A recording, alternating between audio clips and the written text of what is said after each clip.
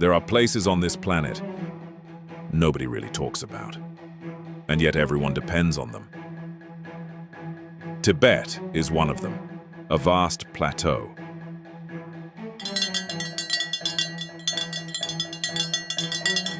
Hidden behind the highest mountains in the world.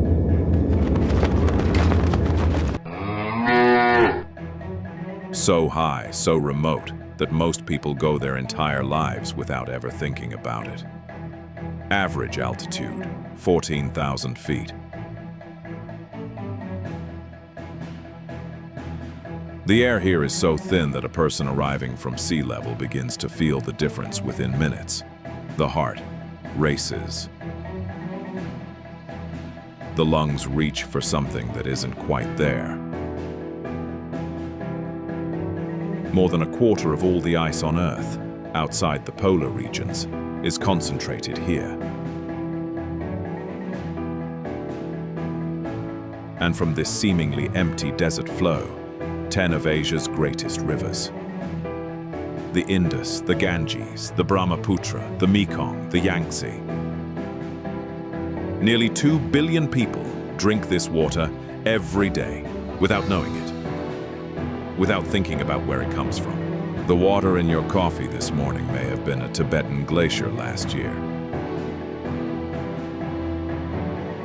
Tibet is not somewhere far away. It concerns you more than you think. We went to see. At the far eastern edge of the plateau, 3 rivers run side by side for over 300 kilometers. The Mekong, the Salween, the Yangtze. 3 of Asia's most powerful rivers, flowing almost parallel, separated by mountain chains so narrow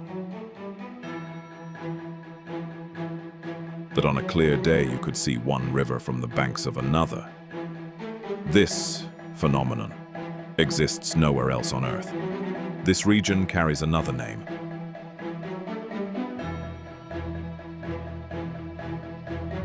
Its own language, its own architecture, monasteries built like fortresses, because in calm, the two were often the same thing.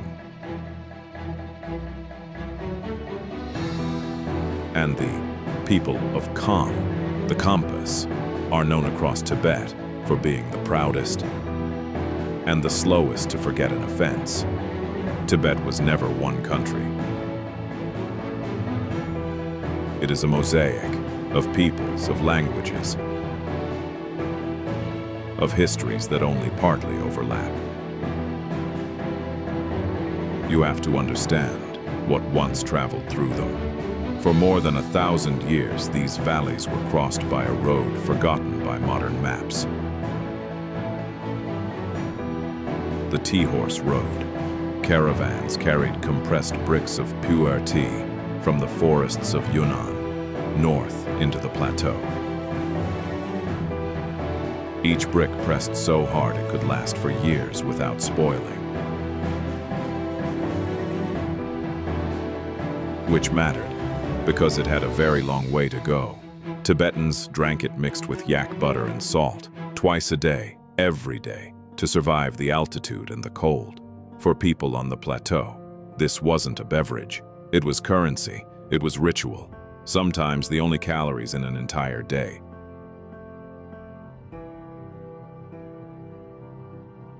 "1,400 kilometers, passes over 15,000 feet, months to cross." This road appears in no Western history textbook. Tibet to China. Globalization didn't start in 1990. It passed through here on horseback 1,000 years ago.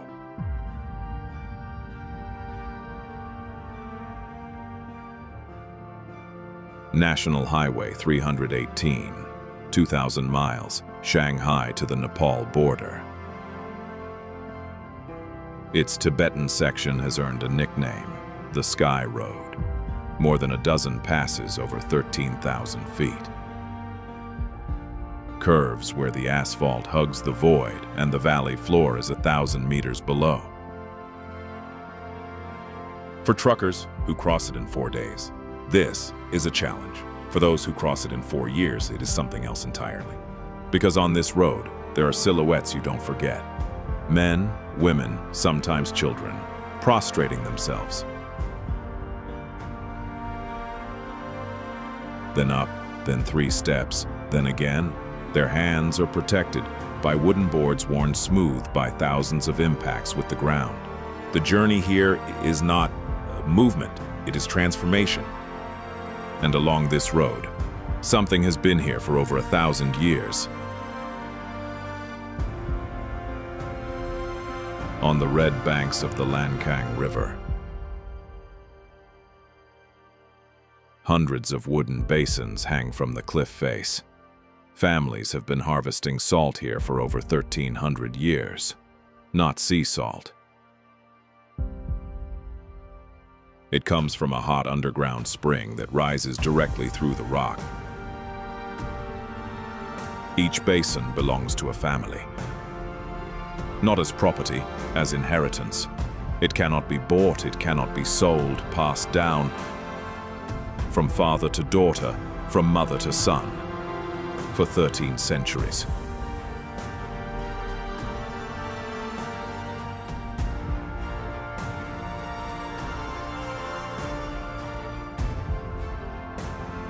Because you don't give up what your ancestors started.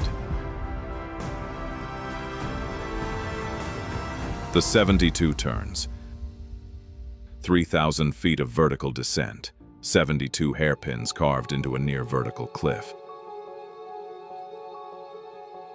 Almost no guardrails, fog that rolls in without warning and swallows the road completely.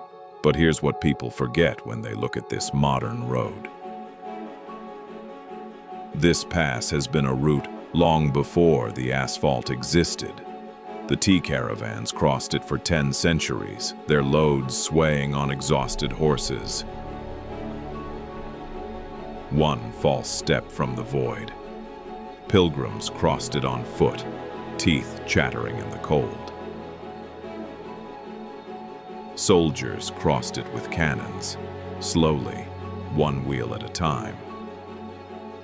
What Chinese engineers built in the 1950s is not a modern feat.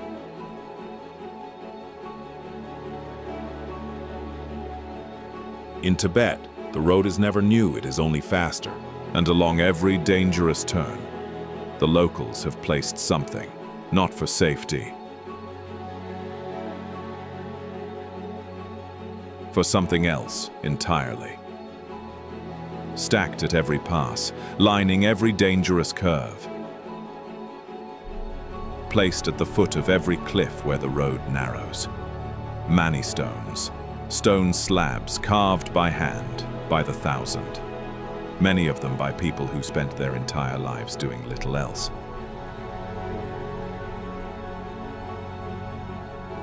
One mantra at a time, under a sky that offers no shelter from the wind. Almost all of them carry the same mantra. Om Mani Padme Hum. 6 syllables that Tibetan Buddhism considers an entire teaching compressed into sound. Each engraving, locals believe, releases its prayer into the world, with every gust of wind that passes over it. The stone continues to pray, long after the hand that carved it is gone. And above the stones, prayer flags, 5 colors, always in the same order. Blue for the sky, white for the air, red for fire, green for water, yellow for earth. Prayer doesn't come from a mouth, it rises from the landscape itself. The country prays without saying it, and circling above,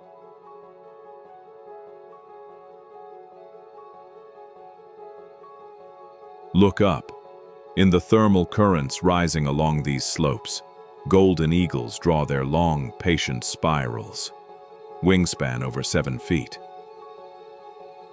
Talons capable of gripping with over 400 pounds of pressure per square inch, enough to crush the bone of any animal it decides to take.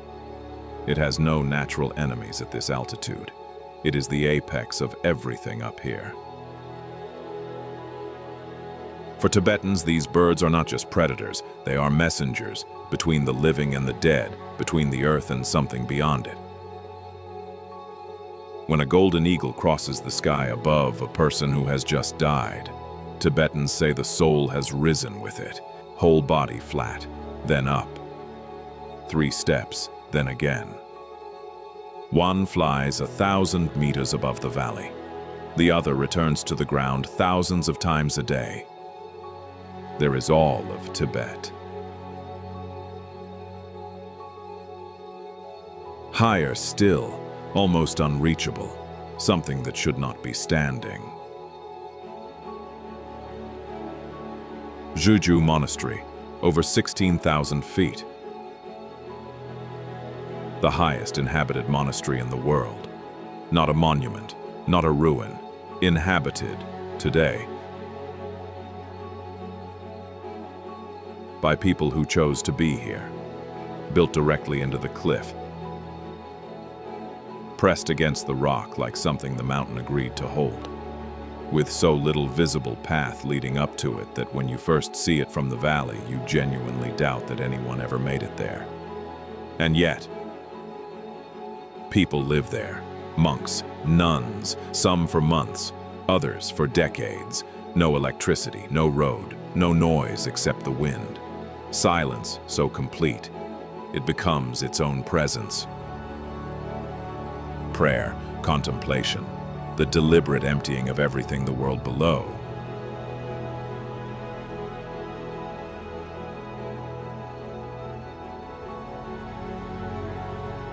The difficulty is not a problem to be solved.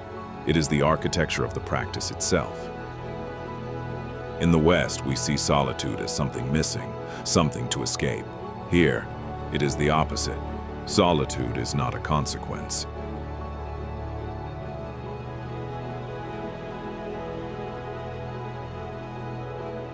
And then, without warning, the landscape changes, suddenly, completely. The valleys drop, the clouds descend, the rivers swell, and the air thickens with a humidity you haven't felt in days. A warmth that lands on the skin like a memory of somewhere else. Nyingchi, the only region of Tibet where the Indian monsoon breaks through the Himalayan wall. Bamboo growing at the foot of glaciers that have not moved since before human memory. A few kilometers higher, nothing grows at all. Rhododendrons blooming beside frozen waterfalls. No other region of Tibet sustains this collision of ecological worlds. Perhaps no other region of the planet. Tibet looks on maps like a fortress. High walls, no entry, no mercy. The monsoon found a gap, a valley running at exactly the right angle. And through that same gap, for thousands of years came merchants, monks, and ideas from India. Even a fortress has its cracks. Lies one of the most extreme geological features on the planet, the Yarlung Tsangpo Grand Canyon. 17,500 feet deep. That's 8,000 feet deeper than the Grand Canyon of Arizona, the deepest canyon on Earth. In places, the ecosystem at the river's edge is subtropical, while the plateau above is near Arctic. But here is what makes it truly exceptional. It is not just its depth. It is the fact that it remained entirely unexplored by the outside world until the late 1990s. Satellites had mapped the surface of the moon before any outside expedition crossed this canyon end to end. On a planet saturated with drones and GPS, there are still places where no outside human foot had stepped until 30 years ago. Very few. But they exist. And at the deepest point of this canyon, the river makes a turn no engineer would ever have designed.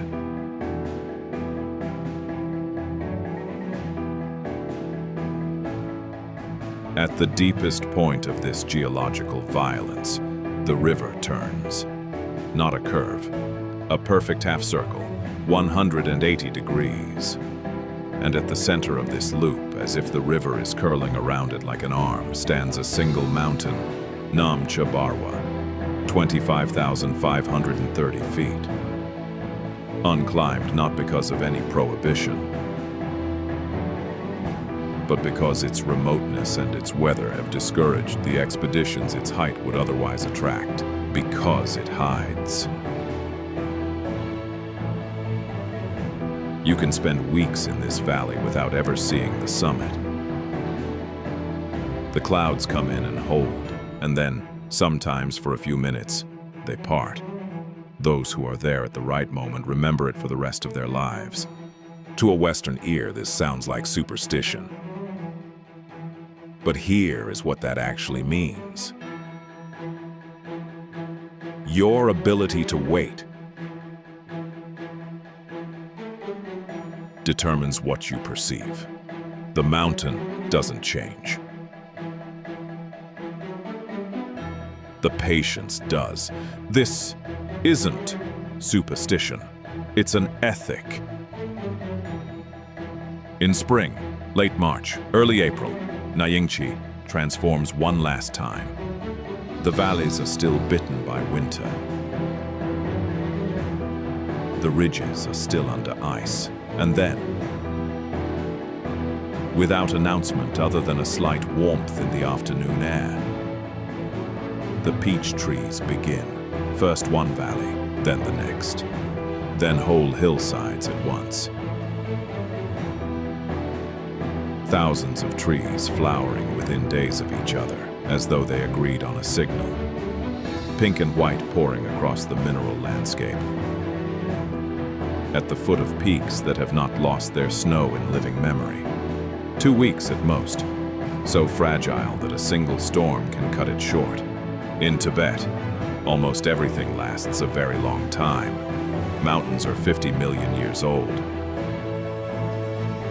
What's brief becomes sacred. What you've just seen is only the entrance, the eastern approaches. The valleys where the monsoon still reaches. Where rivers run deep and green things still grow. Beyond Nyingchi, the plateau rises again. Much higher, higher than anything we've shown you. The air thins further, the temperature drops. The horizon opens into something that no longer resembles the world most people know. Biologically impossible for most of the world's population. Things that were built here deliberately, by people who understood. Further still, at the center of Western Tibet, that the first time it appears on the horizon, the instinct is to stop and doubt what you're seeing. Sacred to 4 religions simultaneously. Almost 1 billion people consider it the axis of the universe. No expedition has reached its summit. You've entered Tibet. But Tibet is only just starting to enter you.